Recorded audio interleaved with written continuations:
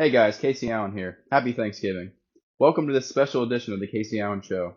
Today's guest is Navy veteran, political activist, and the Libertarian nominee for Illinois of the 2018 governor's race, Grayson Kash Jackson. Kash is now the third military veteran to come on the show, and like I always say, there may be topics deemed controversial to some, but make sure to keep an open mind. It's always important to hear both sides of every story, and we now live in a society where free speech is being suppressed so much that it directly interferes with our ability to have these candid conversations. Ladies and gentlemen, here's Kash Jackson. A retired Navy veteran is on a cross-county journey he says is about bringing attention to parental equality. Kash Jackson says he represents parents across the country caught up in battles with family courts, even though they may not be charged with a crime. He carries the flag with the star and stripes upside down. Supporters say, though, that's a signal of danger to life and property. Jackson started his journey in Olympia, Washington, and will also stop in cities like Topeka, Chicago, and Indianapolis before ending up in the nation's capital. I'm taking a lot of great personal risk with what I'm doing here.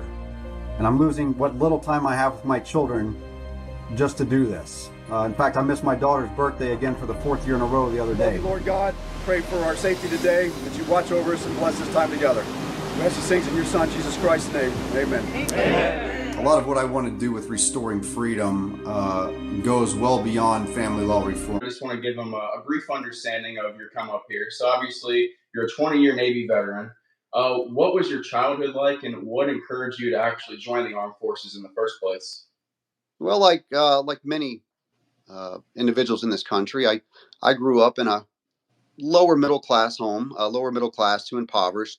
We were lower middle class for the most part there in Northwest Louisiana, and but after my grandfather, maternal grandfather, who was raising me with my maternal grandmother, he had a stroke, and as a result, the bank repossessed our house, and we kind of then lived in closer to, we were in poverty.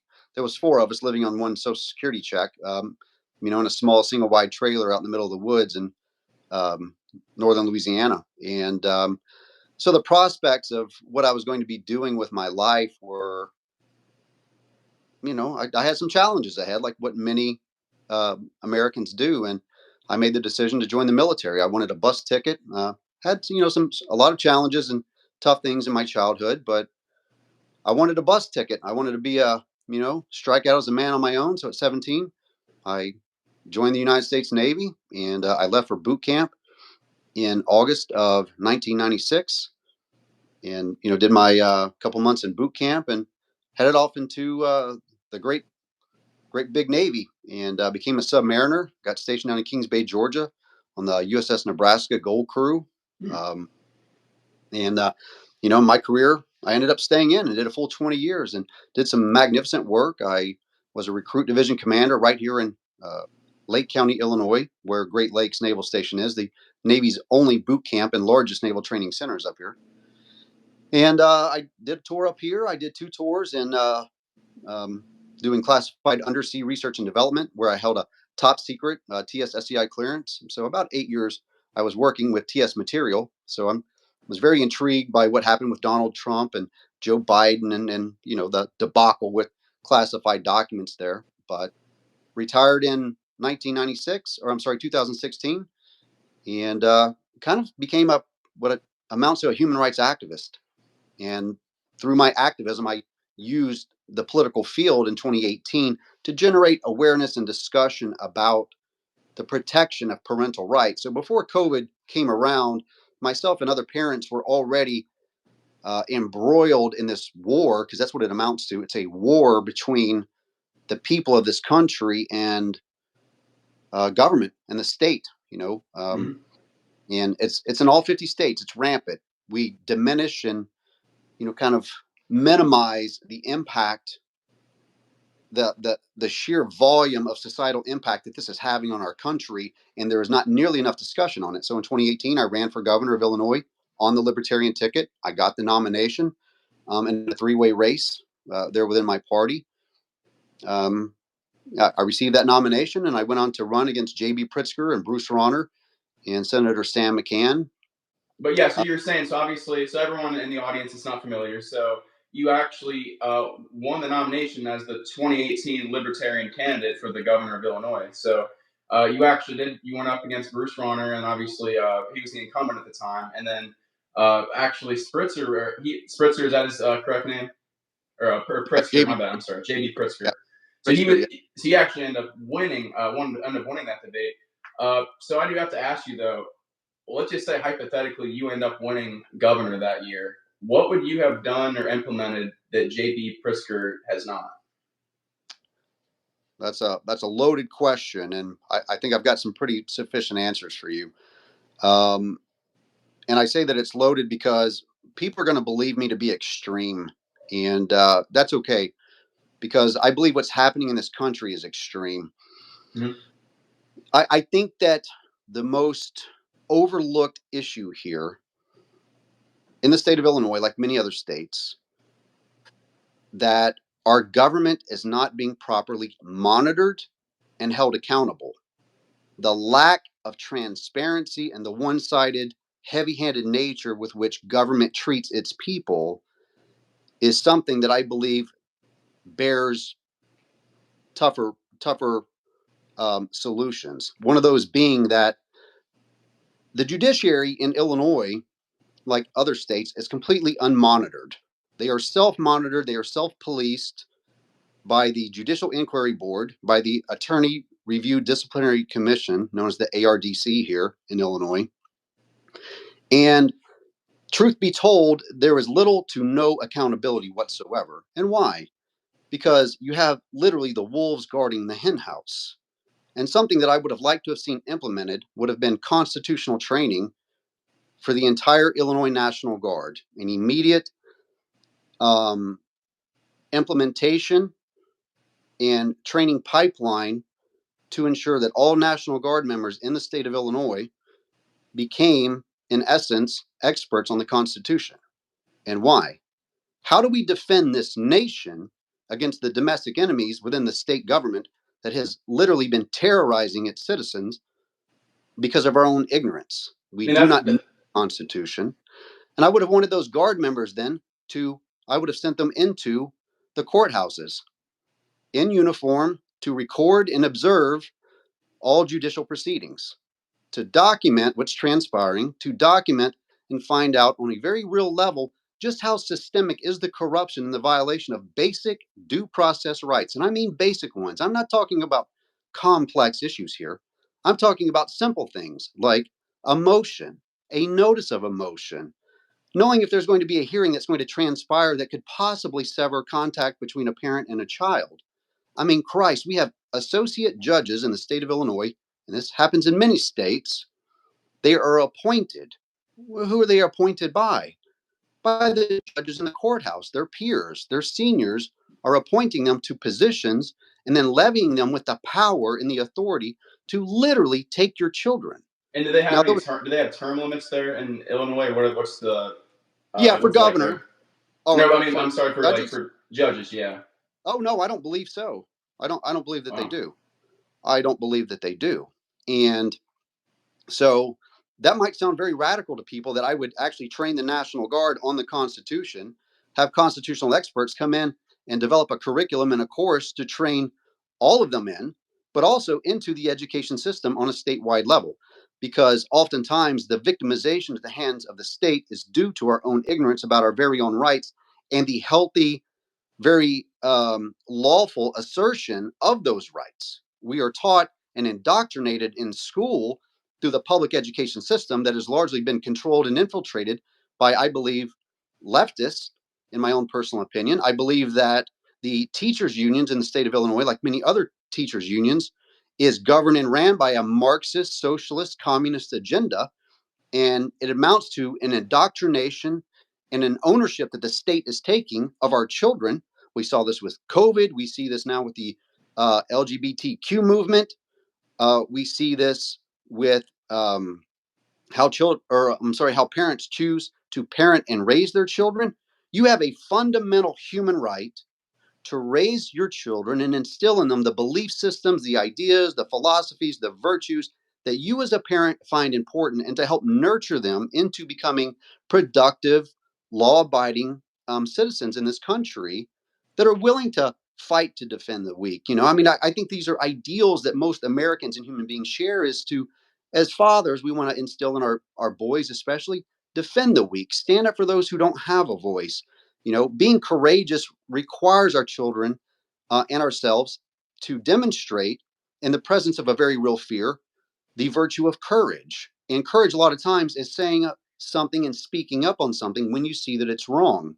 But in the state of Illinois, like many other states, if you speak up against a judge, especially one who has the ability to restrict and prevent you from seeing your children, you're talking about something extremely powerful, my friend. I mean, that's a lot of power, where they can silence you and silence your First Amendment right using your children as a leverage to do that. That is an insane amount of power. And whether you believe that government in Illinois is communist or fascist, I happen to lean towards the majority of the government is communist, and very leftist in nature. While it might not be outright communism, I believe it has some markers of communism: the authoritarianism, the control of the parent using the child and making the state ultimately the parent to our kids. And that's what we were fighting and have continued to fight right now, is this battle that the state somehow believes itself, and there's a Latin phrase, I believe it's pronounced parens patria, and it essentially holds that the state, watch a family court case, ask yourself, why is it that 85 to 90% of full custody goes to moms? Me misogynist to point out this, because I'm not the one making these decisions. Matter of fact, I think the majority of the time it's straight white men sitting on these benches as judges that are making these decisions. And so this idea of white privilege then comes into play of, okay, well, if there's 20 to 25 million American children growing up in this country without their biological father, and the majority of this country, racially speaking, is white or Caucasian, European, and millions of European descendant American children are being stripped out of the lives of their father, where's their white privilege? Where does that exist? And a lot of times people don't want to look at that, and they don't want to have that very real, honest discussion. Because why? Well, then it shows that us as whites in America are being oppressed, that we are being victimized. I mean, if you're a victim, if somebody were to punch you in the face and and you scream out in pain and you yell, and you've been victimized clearly, and you say something, nobody would begrudge you for what you said to them. Exactly. Reverse racism is racism. That's the way I see it. It is racism. Mm-hmm. It is. And racism exists in all facets of life. But if we have the same discussion and they share this ideal, like what they saw from me in prison, whenever I was in Stateville prison and in the Lake County jail, and they're looking at me and who I am and my background and what have you, these men are in disbelief. They're like, damn, dude, I cannot believe they would do something like that to you. So let's actually get the audience a little bit familiar with that. So obviously, the election in 2018 was a hell of a campaign. You literally went on more interviews than I think any of the other candidates did. It was a very well-spoken and fought campaign. But unfortunately, it did not go in your favor. So after that, where did the, I guess, legal trouble get involved? And obviously, I'm not blaming you, but I want to hear your perspective of what occurred there, I guess. Absolutely. I don't mind that. Well, let me say, number one, let me just correct you real quick in saying that the campaign didn't go in my favor. It did. I accomplished what I set out to accomplish on a personal level. And that personal level was get platforms being interviews with the media, newspapers, radio, television, all of the above, and talk about the issues of protecting parental rights and holding the judicial branch accountable, bringing in those checks and balances that we don't see happening. So I was very successful on that end, which is what I set out to do. But what I didn't do is we didn't get recognized party status as an established party. You needed 5% of the popular vote to do that. And forgive me, what's the second part of this that you wanted to go down with my campaign? Yeah. So I was just interested how the story translates from after the campaign into the criminal law aspect, and how they obviously, on the phone we talked about it. You said that the police or county police were heavily looking into you like more than the other candidates, and it seemed a bit unfair to you. It was a little strange from what I heard. Well, absolutely. So, I'm in this ongoing custody battle, and I'm using that, because they went after me, of course, in the media for that. And I used that, of course, that's the opportunity for me to talk about it. As an activist, it made sense. It's like, well, if I make enough noise, they'll attack me on this issue. And if they attack me on that issue, that then gives me the opportunity to dialogue and talk about it. And that's exactly what I did. But during that campaign, this is something a lot of people miss, and it was reported in the Daily Herald. There's an August 2018 article there, and one of the judges that I pled guilty to threatening, he severed contact with my daughter in March of 2018 while I was running for governor. Now, they were trying to pressure me, the judge, my ex-wife's attorney, Raymond Bolt, and the children's representative, the guardian ad litem, Nicole Sloby. They were trying to pressure me into dropping out of that gubernatorial race because they knew I was generating, and they saw I'm generating all of these news stories, and they wanted me silenced. They did not want me talking about this. They didn't want their names brought up, and I really didn't. In my campaign, I was not going after the judge. I wasn't saying their names out there in all these interviews. I could have said their names on live television, and I chose not to. Okay. But they weaponized my children in that campaign.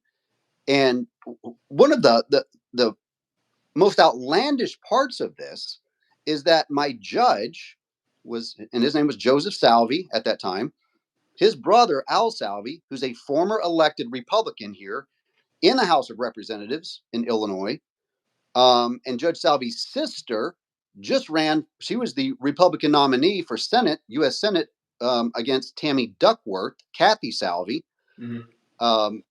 And so that family heavy in politics, okay? And Al Salvi in 2018 comes out on Facebook and publicly wants me to drop out of the race and give him my nomination. I learned of this through a reporter who sent me the Facebook post. Of course, I was astounded because now we have a clear first-degree familial conflict of interest between Al Salvi, who's an attorney and former elected Republican, and my judge in my custody case, who was Joe Salvi, who was actively working to try and push me to drop out of this race by withholding my daughter from me.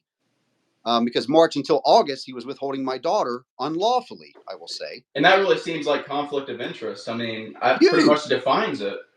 Yeah, exactly. Common sense. And I put the evidence on the bench. He refused to recuse himself in this shouting match. I mean, I let him have it. I did. I mean, I let him have it. That this is outlandish. That here is evidence, clear evidence that your brother is demanding my nomination from the Libertarian Party, wants me to drop out of the race and give him my nomination. That's a clear first-degree conflict of interest, and I don't do that.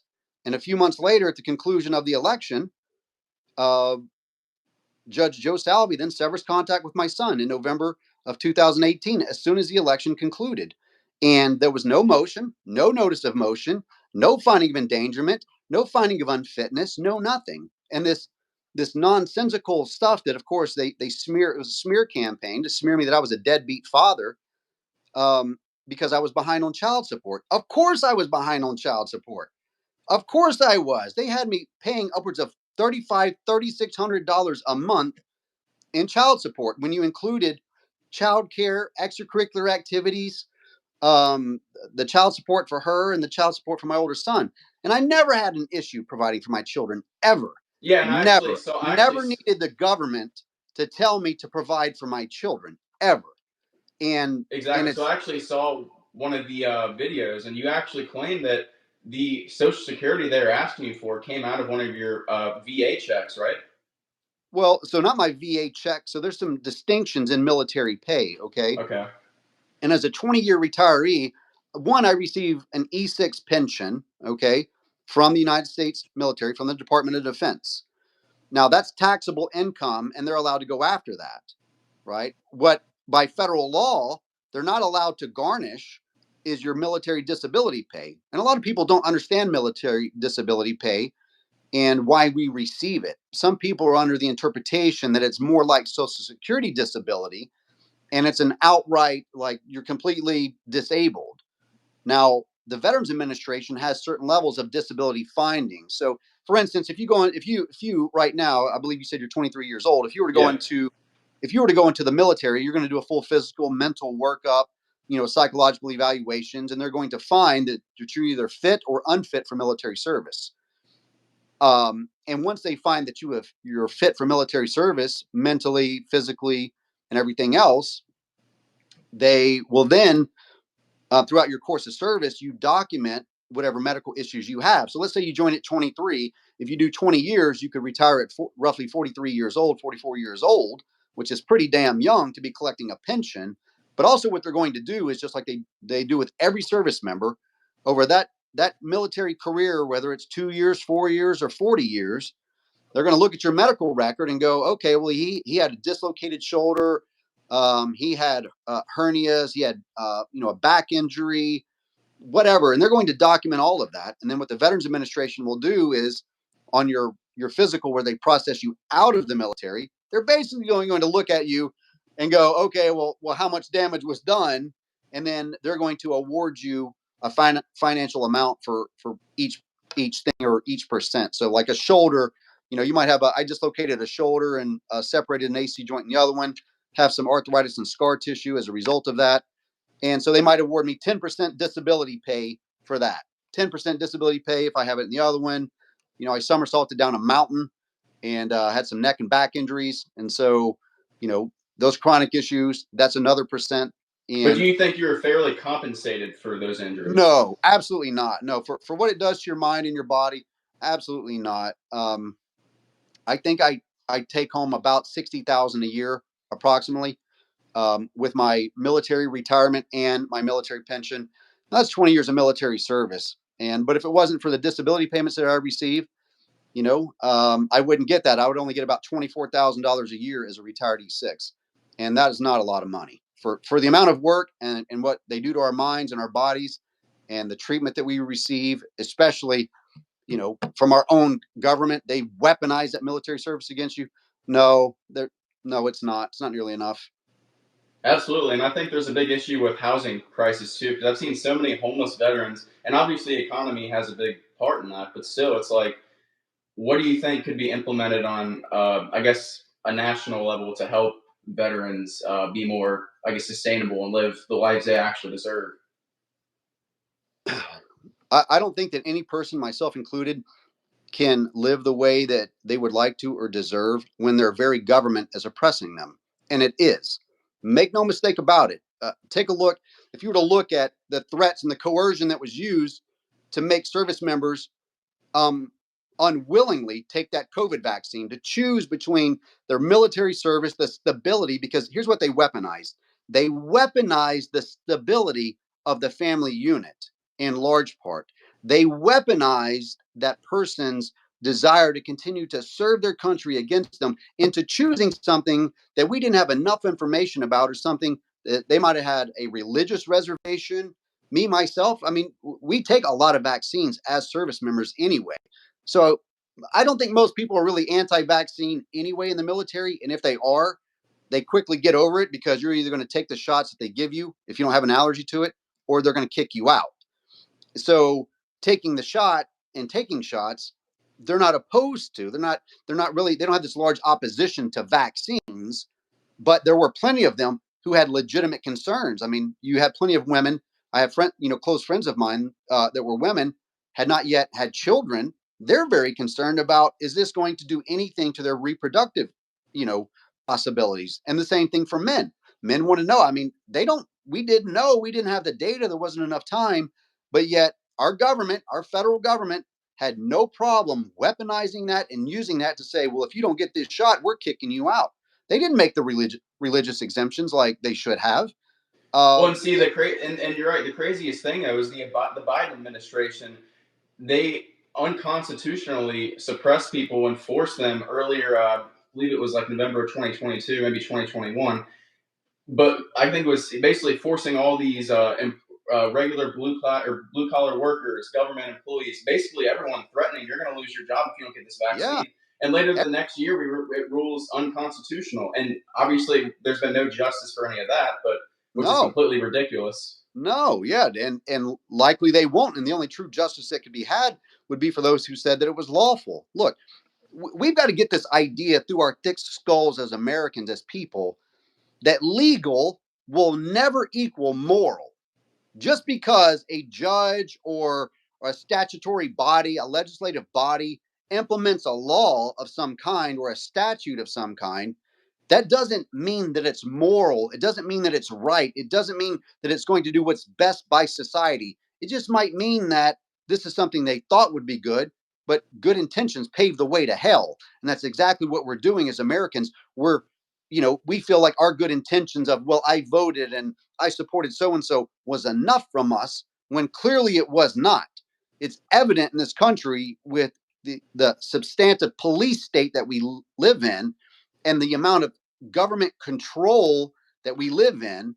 We are not a free body. We are not a free people. When we are not a free people because our minds were long enslaved by the public indoctrination system that we all predominantly went through. And, we're taught to sit down, shut your mouth, raise your hand, don't do anything unless you ask permission. For instance, go to the DMV. Any experience at the DMV, it is the most mind-numbing, soulless people that you will ever experience. It's basically proving a point that you don't matter.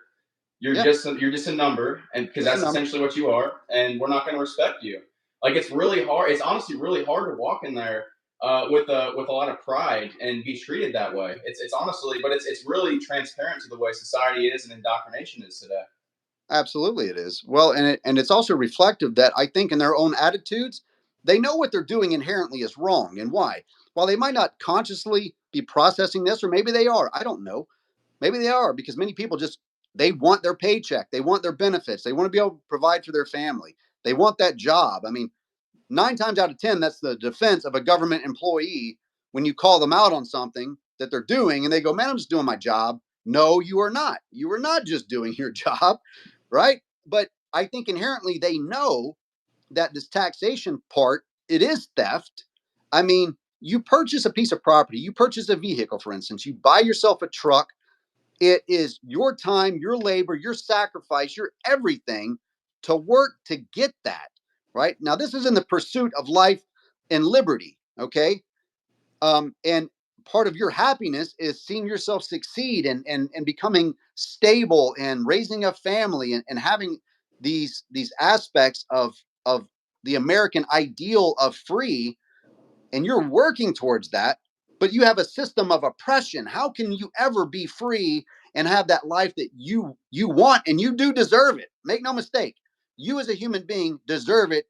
Just for the fact that you're a human being, you deserve the opportunity to pursue happiness without the oppressive nature of the state. And we are purchasing our rights, and we are repeating this cycle without breaking it and teaching it to our children that you just obey. Do what the next person in front of you did. Get the marriage license. The marriage license was founded upon a racist origin of preventing blacks and whites from marrying, from preventing the racists. I mean, if you want to follow what they're doing, well, then people turned a blind eye at one time to the overt racism that was happening, with the KKK, that was happening with Jim Crow, that was happening in slavery. People turned a blind eye and they allowed it to manifest and to be a profitable industry while they sat there silent and complicit in it. We as human beings have to learn, rectify on the inside ourselves to say, why don't I speak out when I see something it's clearly wrong or idiotic? And all it takes is anyway. You're right. And all it takes is one simple Google search away. When it comes back to racism, many people do not know this, and they probably would be very disturbed to hear this. But again, you'll have to fact check me on the name here. But in the 1920s, when marijuana was declared illegal, the person behind it, he was a scientist whose reasoning, it wasn't because it was detrimental to the mind, and it was because they genuinely cared about your health. Well, it was because this guy decided he thought that consumption of marijuana allowed black men to therefore take away the white women from the white men. So therefore, people who stand for legalization or basically criminalization of marijuana, you're essentially standing for that type of law that went in place 100 years ago, but yet they have no idea, and it's one Google search away. It is, and it's continued today. And so this is what I'm talking about. This is why I have these libertarian ideals of what is it that we truly need, not what we want, but what do we need government to regulate and look over? Government was never intended to be this gigantic provider, the nanny state that we find ourselves in. And that's essentially all of what I was fighting for. What it ties into is that I wanted government out of my life, the lives of my children, because make no mistake, these are not small infractions, right? And they are diminished entirely too much by the mainstream media and our society. I've not seen my children in 5 years. I've not been permitted by the court to spend time with my children that are 5 miles from me right now where I sit. For 5 years, I've not been permitted by the courts to spend a single solitary day with them. Is this a permanent ban, or is this like a sentence? How does that work exactly? That's how they get around. This is how the courts get around the statutory requirement. See, the statutory requirement for the state to sever parental rights, as it were, is by a clear and convincing standard, a higher evidence standard than what family courts use to intercede in your parent-child relationship. They use preponderance. They do not use the clear and convincing standard that the likes of like Child Protective Services must utilize before they sever the parental relationship with the child. But in the family court system, millions of fathers are being relegated to not only just visitors, they're having all of their parental rights stripped through forced marital agreement contracts that they never agreed to. They were entered into the system. A lot of times they weren't even present. They didn't even know that it happened. Or if they did, they were powerless to stop it because they had no idea, like what I didn't, that their attorney was working with the other side. Like in my contract, what they've browbeat me with for a decade is an agreement, a contract that is not lawfully binding because I never agreed to it. I signed it under duress, but yet they enforced that contract as though of your own free volition, you weren't coerced into this. Well, whenever I signed mine, they were withholding my children. I just was desperate to get to my kids. Now think about this. They literally will weaponize your children to force you to sign a contract. They will withhold those children until they break you. And you're like, fine, I just want to hug my kids. Fine. I'll accept whatever it is that you want from me and I'll sign it. But I'm signing it under duress. I don't agree with this. It's not good for me. It's not good for my family. It's not good for my children. I'm never going to be able to meet these obligations in their entirety the way you've laid them out. Because, I mean, whenever I was divorced in 2015, I was still active duty military. They were telling me the first month after I was divorced, I was supposed to cough up $3,600 in December of 2015. The very first month after my divorce was finalized. $3,600 right before Christmas time. I'm supposed to cough that up. I don't have it. I didn't have it. I'm on the back end of a divorce. The attorneys already wiped me out. I don't have any more money. And instantly you're behind. Instantly you're behind. And now the federal government can weaponize itself, or the state can weaponize itself rather, with the federal government law. If you fall behind a certain percentage in many states, they can take up to 60, I think, or 65% of your income. 60 to 65%. So they basically own you at that point. They own you. Now, why do you think a lot of these men end up in the black market, or they end up drifting away from their children, or they end up job hopping from job to job to job? Because I didn't hear one single governor say, you know what, for all parents out there that during COVID, if you lost your job, you were laid off or anything like that, we're going to suspend your child support at that time, right? If because of this, because of the statewide lockdowns, if you lose your employment or your employment is so significantly impacted by us, we are going to pause your child support, okay, while you work to provide for yourself and your family. Because a lot of custodial parents, they're paying 100% of their home and everything there. And then they're also paying a significant part for the other parent. And the way they did that was using a full custody model. And that full custody model is a severance of parental rights without a clear and convincing finding.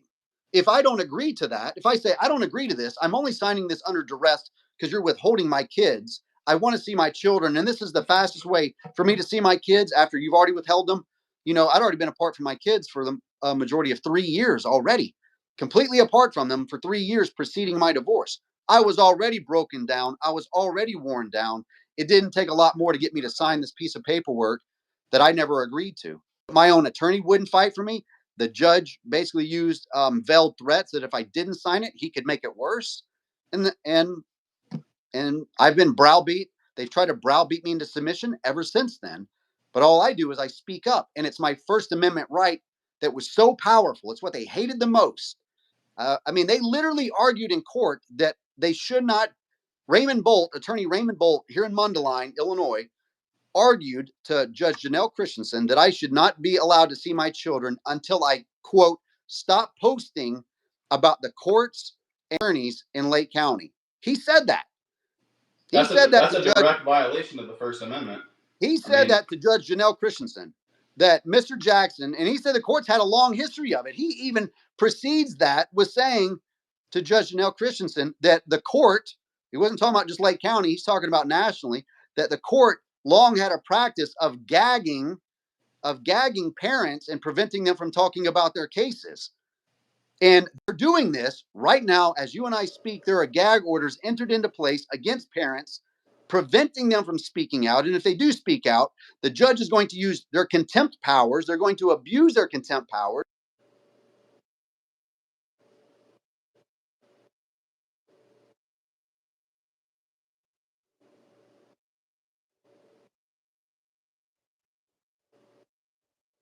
Civil court, and the judge can just until they get to keep their mouth shut. Wow, that's insane, because I mean it's really sad, because divorce rates have obviously been on the rise over the past 10 to 20 years. Seems like the family unit's more starting to fall apart, and I mean obviously there's a lot of contributing factors to that. But to basically transition here, so obviously you went through, the legal battles here, and when were you officially, I guess, charged and then incarcerated, or when was the time frame there? That was 3 years after, almost 3 full years after the election, and I had left Illinois and moved to Arkansas. And I bought a home down in Arkansas. I bought it during the election. I was running on a third-party ticket. The likelihood that I was even going to strike 5% was a stretch, and we didn't. We only hit 2.5%, which was like 110,000 votes. But I bought this home in 2017, and moved down to Arkansas as soon as the election was over. I was hoping that the time and distance between their mother and I and the courts and I would just at least facilitate to allow for what I wanted was one-on-one time with my kids that they weren't going to allow me to have up here. So I thought, well, like with my older son, while I was in the military, I could get him during the summer times if I wasn't deployed or what have you. And so I thought, well, okay, I'll put some distance between the mom and the courts and I, and I'll move down to Arkansas. I'll be closer, and I wanted to be closer to my own family out of Louisiana anyway. And so I moved down there and didn't see it again. I never expected that. So 3 years transpires, and my mom was diagnosed with pancreatic cancer. My good friend, who was also my attorney representing me in my family law case, he was diagnosed with pancreatic cancer within about 2 to 3 weeks of my mom. And so both of them were dying. Two people very close to me were dying. My mom hadn't seen her grandbabies except for one time in this three-year time period. And I just couldn't take it anymore. I could not take the oppression anymore. And I called the Lake County Courthouse. I don't know how, but I got the court security number. Was on the phone with a court security officer there. And I just unloaded. I unloaded everything that I felt and thought. And legitimately, if you were to hear the audio tapes, it was a mental health breakdown. They had essentially driven me to the bottom of despair, and I lashed out.